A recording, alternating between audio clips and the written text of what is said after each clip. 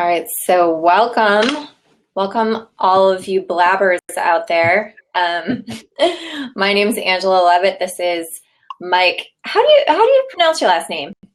It just like oath of office, just oath. Oeth. Okay. Yep. Yep.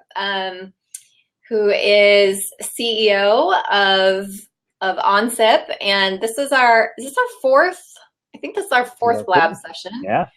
Yeah, we started back in December, and so we like to just get together and talk about technology specifically for small businesses. And we've gotten into such topics in the past as like WebRTC and SIP and hosted VoIP, but we also talk about just technology in general for small businesses, right, and small business trends. And that's a little bit more of our focus, right, for today's blab. And so we've got some really exciting things to talk about, some cool articles and things like that. But before we get into that, Mike, I know that you've shared with us your passion for Dunkin' Donuts coffee. Am I right? Do you have your Dunkin' Donuts coffee with you this morning? Are you ready to go? I do. There you go. Oh my gosh. Wow. Little shout out. Maybe we can get a sponsor. There you go. Even has the logo. Yes. I've got my Tazo green tea. It's the Zen flavor. It's very good. It's got like a little lemony. So now we have two sponsors, potential sponsors. So we should start like shouting out our like favorite snacks and stuff and see what we can do. All right. Well, great. Well, the first article we're going to talk about, and I'm going to post it over here in the sidebar so that those of you joining along can take a look at it, is it's still January, so I think we can still talk about trends for 2016. That seems to be a popular topic. Right. But what I liked about this one is that it really had the small business tech focus. So saying like, what are the small business tech trends here? And I thought everything that they listed here was spot on. Before we get into the six, like Mike, was there anything particularly surprising to you or something that maybe you didn't expect to be on this list? Actually, no. The list really resonated with me from the very beginning. I like that they were talking about payments get even easier. I'm involved with a local girls basketball association, and we're using Square to swipe credit cards. It's amazing. Where we used to have piles of checks would then get associated and deposited and signed and everything. And now I just come with my iPhone and the little reader and swipe it, and it works great for this little organization and small businesses alike. It's kind of amazing. Although Forbes just tweeted today that Jack Dorsey, CEO of Twitter and Square, is sadly no longer a billionaire as of Wednesday. The stocks on both of his companies are down a little bit, which put him under the billionaire range. Which, oh no, it's tragic. My heart's breaking.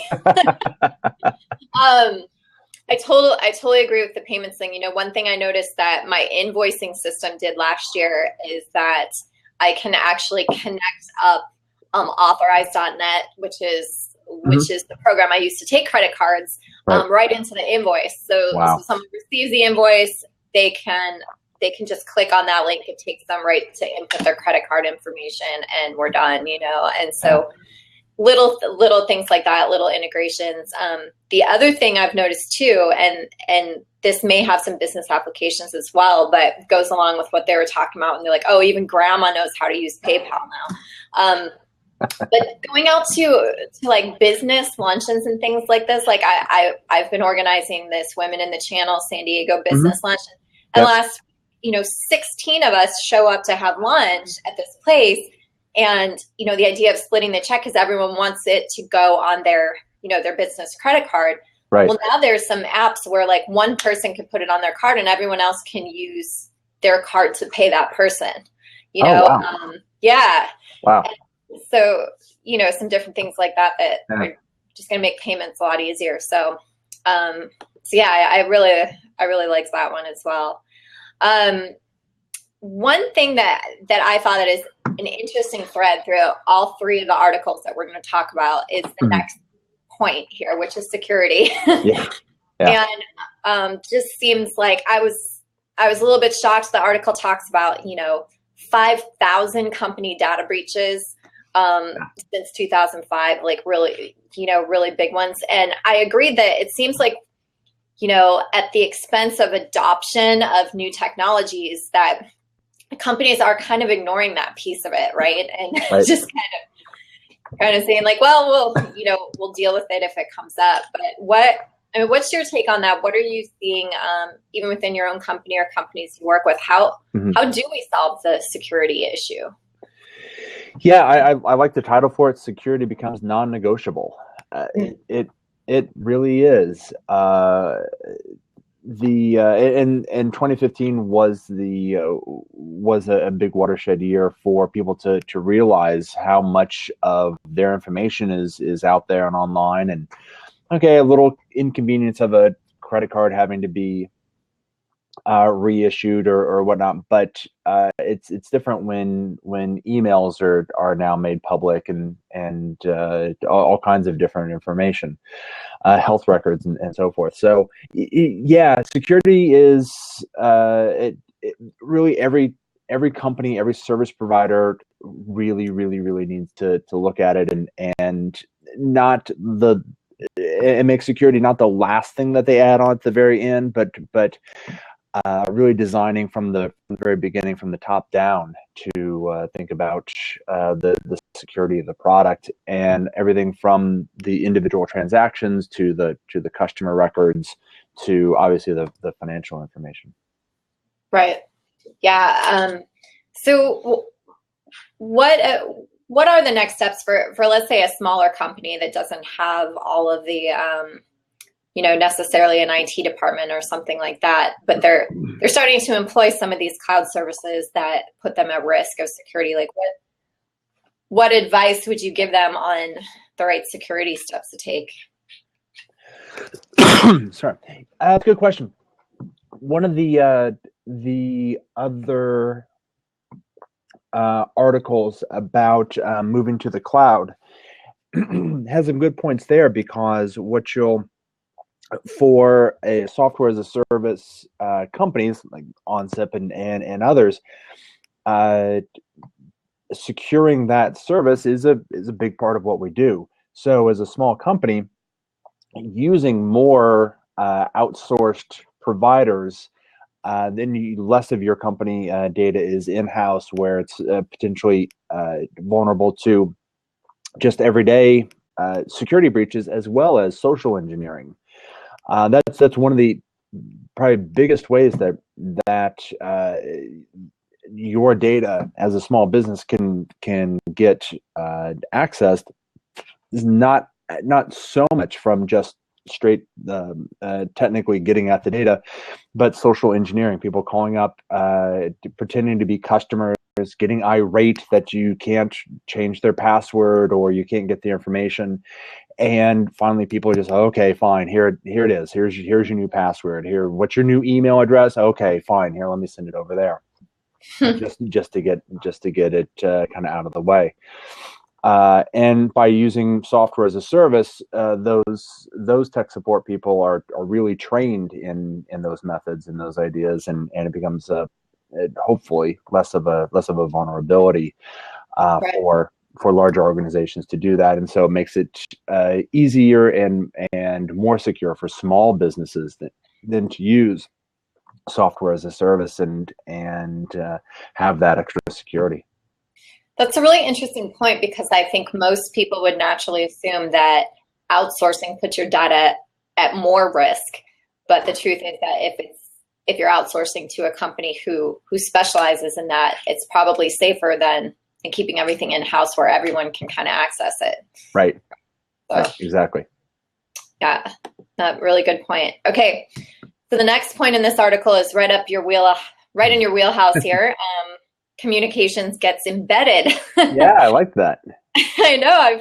As soon as I saw that, I was like, "Oh, Mike's gonna like this one, for sure." So, yeah. Why don't you tell us a little bit about how OnSIP is helping, I guess, fill the need within this trend of embedding communications?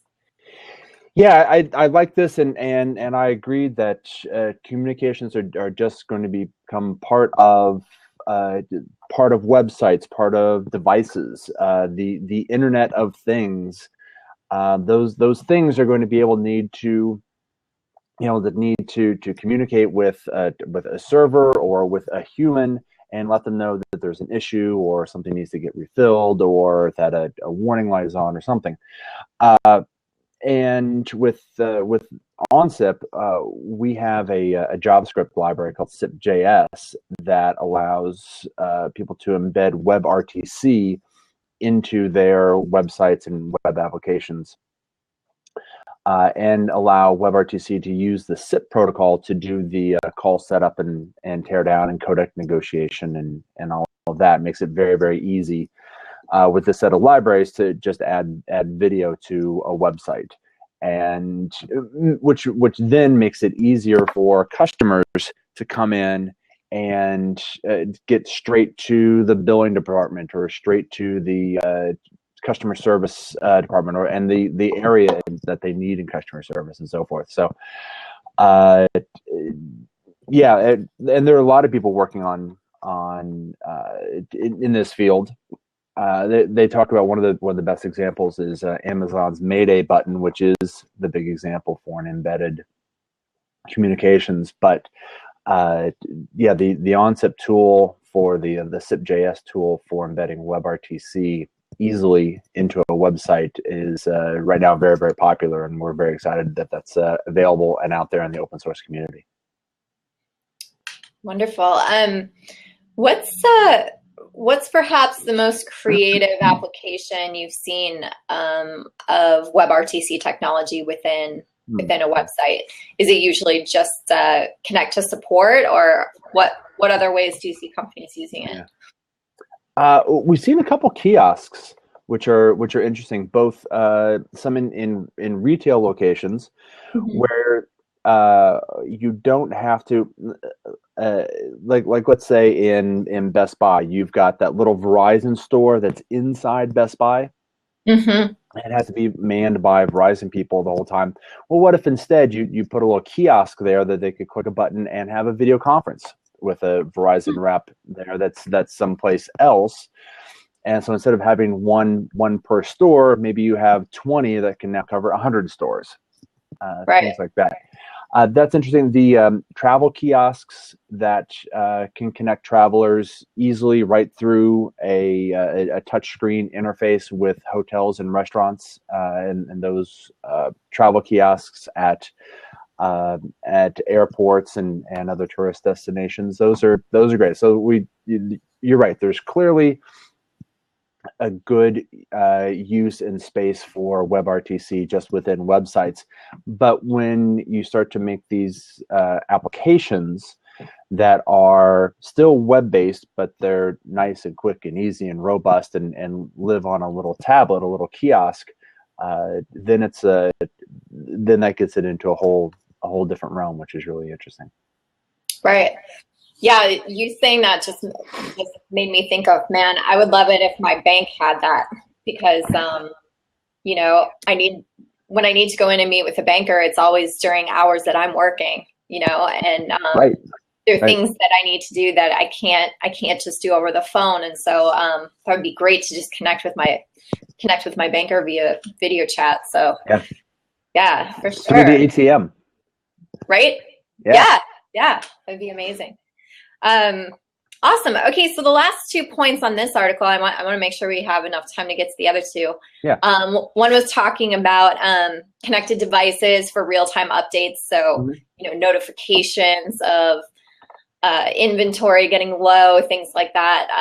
That's definitely one that I can see playing a massive role in small business. Would you guys maybe have in what you guys do, an application for that, or some way to benefit by the IoT rise? Right. What you're doing? It's interesting. I'm not sure. When I read that, the very, very first thing I thought of was my Nest thermostat at home sending me an email that it's time to change the filter on the air conditioner. It's just little things like that, which are really, really super helpful. They're, you could put like little stickers on them, but then you've got to go down like when was the last time I changed it and so forth. And this, the filter, they know that the filter is run for 700 hours, and that's when you should, whatever the number is, and that's when you should change it. And so here's an email. Go be sure and change the filter. Right. And that's when you get a device that's on a wall that controls something that's down in the basement, also connected to Wi-Fi. So right. Another good one would be the battery on your smoke detector. Yes, exactly. Mine was going off the other day, and I thought it was my cooking, but I was like, "There's nothing smoking here, I promise." That's fun. So.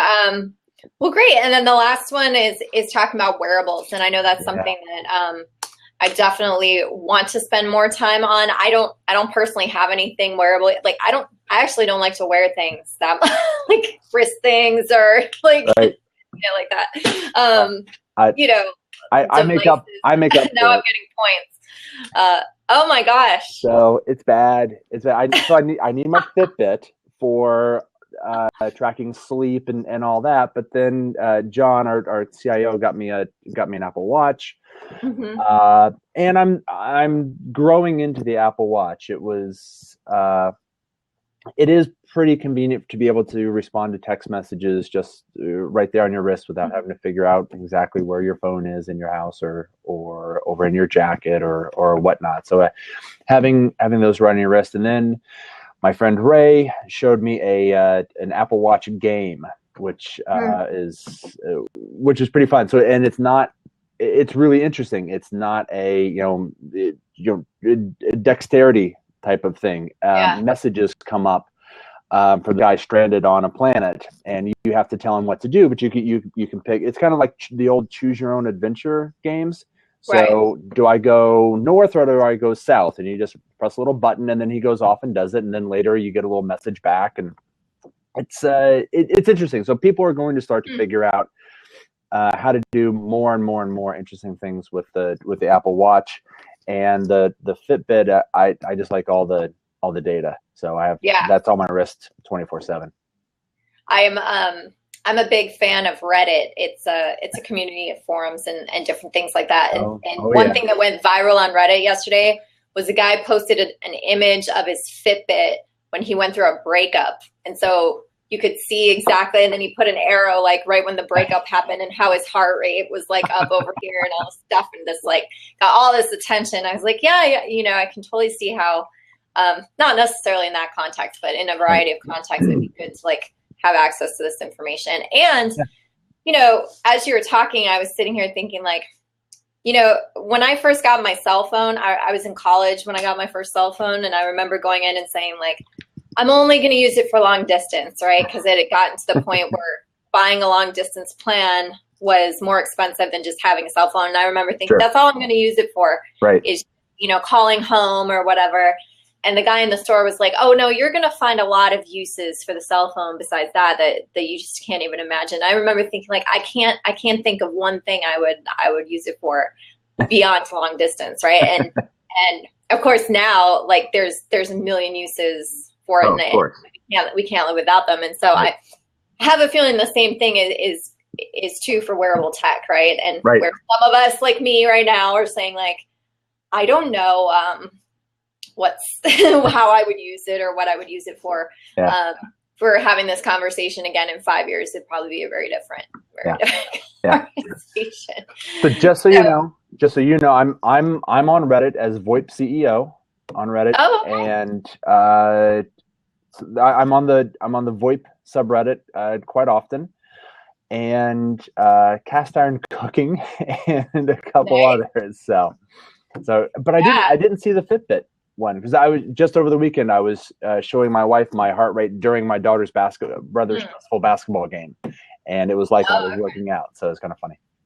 Yeah, I think it went viral under like the Pics subreddit. Okay. So, but yeah, I'm a total Reddit addict. It's terrible. Yeah, it's so addicting. You spend a lot of time there.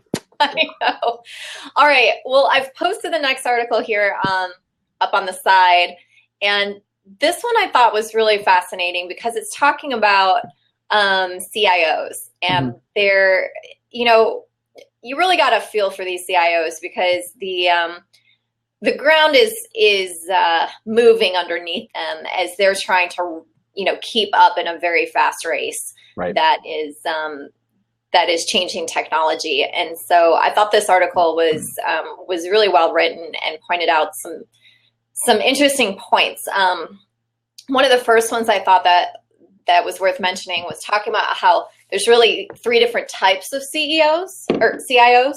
Right. And that one views his job as just purely operational, right? And I'm here to just keep the lights on and the costs down and do my job and leave. Another one is the business services manager. And then the third is the chief innovation officer. And I felt like the point of the article was to say, that's really where CIOs need to move is to more of that chief innovation officer. And yet only about 25% of them view their roles in that way. Yeah. What's your reaction to that? Yeah, I've worked with all different types of CIOs. I'm very lucky here that co-founder and good friend John Reardon is our CIO, and I've worked with John on and off since 1991, where we both worked for a software company out of Greenwich, Connecticut. But I'm very fortunate that John has both an incredible technology mind, but also a great business mind. So he's always thinking about, okay, this is a great piece of technology. I see one of the categories I didn't really see there, and I see this a lot. Oh, this is really cool. We should go do it. Well, there's no business reason to go do it. You can't make any money doing it, or you can't scale it, or whatever. And you see that a lot. I didn't see that as much in the article, but John is constantly thinking, yeah, that's cool and interesting, and you want to innovate, but there's got to be a good business reason behind it. You've got to be able to find a way to make money with it. You've got to be able to find a way to scale it. Those types of things. And John is always balancing those two, cool, interesting, innovative, and is it a good business? And it's tough. Right. It's really tough. It's really tough to have kind of both sides of your brain able to do that. Now that on the break fix side, I see that as more like your network operations, and we talk about this all the time for our network operations team. The best network operations team is the team that you don't even know exists. Because everything just works kind of all the time, and it's tough. It's a tough job to get that recognition. What you really want is for things to break and then run around like a crazy person and fix them. And look, I fixed everything for you. But in reality, that's not what you want for a good network operations team. You want them to be one step ahead of those breaks and fix them before they break and before they become issues and before people are running around like chickens with a head cut off. And it's tough. They don't get the recognition that way. But as an executive, you need to be able to understand that the best teams, your best knock teams, are the ones that you don't hear from, and everything just keeps working. So that needs to be part of the mindset of the CIO. But you're right. The most of what they need to be doing, and I agree with this article, is being innovative. The caveat I would add would be innovative, but find a way to make that a business as well. Right. Yeah. I took a couple notes on this article too, and just talking about how they pointed out that legacy systems are really holding these guys back or causing them a lot of grief because of that same that issue you just point out, they break, and then everybody looks at the CIO or the IT director as the bad guy, and things like that. And then, but also, I thought it was interesting too, like, but there's this fear of the cloud that persists. So I wonder how many of these guys find themselves in sort of this perpetual tug of war between like, the legacy system that I know and is here, but it keeps breaking and it's old and it's outdated, and this cloud thing, which is really unknown, and, security. And so, I mean, do you see that with CIOs that you talk to? Are they kind of stuck right now, or you're exactly right. There's definitely something to getting your hands on it. And this is my phone system. This is my router. Whatever it is, being able to, when there's a problem, then go over and look at it. Oh, look at these red blinky lights. Those are probably bad. Let's figure out what's going on. And when you go with an outsourced service, you're kind of ceding some of that control. The hope is, and our pitch when we're talking to these CIOs and business owners about an outsourced VoIP, an outsourced hosted VoIP and hosted PBX, our pitch is that, look, we do this for a living. We do this. We do it really, really well. We can do it efficiently, and you get all of these extra features as well. And as software as a service, as we add new and interesting features to it, you just get them. They then become part of your package, as opposed to having to go and buy new hardware or buy a new PBX or whatnot. So we definitely tout the we're an expert at this, and we do this for a living, and use our expertise, use our service, and come in and but there still has to be a good business reason. If everything were working perfectly fine, then there's no real reason to do it. But there's so many new advances with most services, just outsourced data and outsourced processing and so forth. But especially with VoIP, high definition phone calls, web-based phones, phones on your iPhone, and all integrated together. Really cool, new, interesting features for ACD queues, for the ability to have your agents in one state and your managers in a completely different state, but still being able to listen in on a call or whisper into an agent, being able to record those calls with agents all over the place. So a ton of new features, and that's what eventually sells them. Is that what kind of gets them over that reluctance to give up control. And I want all of these new features, and I will cede control for the benefit of getting all this cool new stuff. Yeah. Well, it's certainly going to be something really interesting to watch continue to evolve this year as more and more people adopt these sort of technologies. So to conclude, I know, why don't we hold on to this third article for maybe our next one? But I want to jump into a little bit of a story and kind of go with where you were going with, like, all these advances and all these things and the things that you guys are doing to help companies. And this story of you guys helping like sporting events, set up for a day or something like that. Like, I think this is really innovative and something really interesting that people will appreciate. And so can you tell us a little bit about how you guys are doing that, how you're helping, like, I know you've worked with PGA Golf Tours, things like that. Like, how are you guys helping companies be able to be innovative and flexible in that way? Right. And it's everything from large golf tournaments to conference shows to a fundraiser. And with our system, all you really need is an internet connection. So as long as you've got that, you can come in and put one phone, 20 phones, 100 phones on that connection, and have extension dialing and inbound calls and outbound calls and voicemail boxes and all that. So for the golf tournaments, they are up and running for about 2 weeks. So they'll go in and they've got all the phones set, and for the most part, it's the same phones and the same extensions, and they just go from place to place. They can even keep the same phone numbers with VoIP, where before, when they had to have landlines installed, they'd have to order them months ahead, get the lines in there, get all new phone numbers, get everything installed, get everything wired, and then tear the whole thing down and do it all next year with all new phone numbers and all new wires and all new extensions. But with VoIP, now it's just a cookie cutter event for them. They can come in and same phones, same extensions, same voicemail boxes, and even go city to city to city with the same or similar phone numbers and the exact same extensions and the exact same voicemail boxes and so forth. So for example, the 3 or 4 phones for press inquiries are all the same phone number and all the same extensions and all the same voicemail boxes. So the training time is 0. The setup time is 0. Just come in and literally just plug the phones into any sort of internet connection.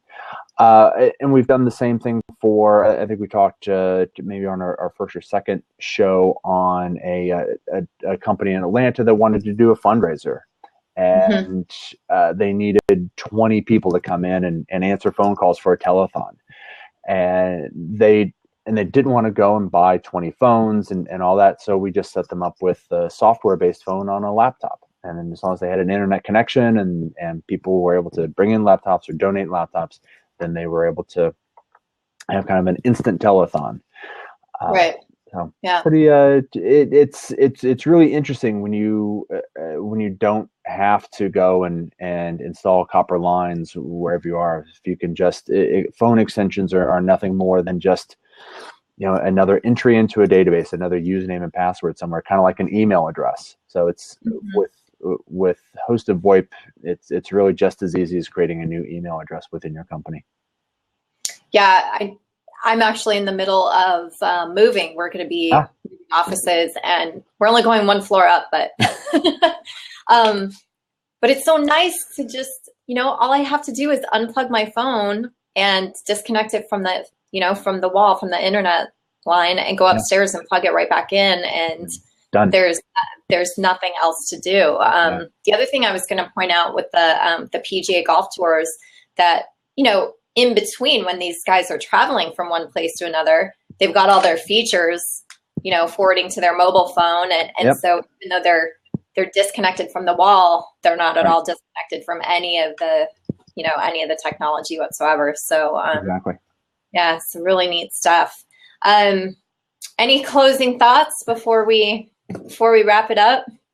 No, I like the articles today. I really like the CIO role article, and we're very lucky where we are, but with John and our CIO role. But that's probably one of the biggest things for a small business with a CIO role is to get beyond the break fix and really get to how to be innovative and how to bring those benefits to the business. I think that was great. Really great stuff. And I know we kind of ran out of time here, but that third one we'll visit on our next lab. So for those of you guys that just joined, we meet about every other week, and we're going to set more consistent schedules. So they'll be here on the lab for everyone to be able to reference. And we just talk about small business technology basically, and some things that are happening, some trends, in technology that are helping small, medium business owners do their jobs better. And that's what we'll be blabbing about here moving forward. So thank you so much, Mike, for joining. It was a really great chat today, and we'll see you next time. All right. Thanks. See ya. Bye. Bye.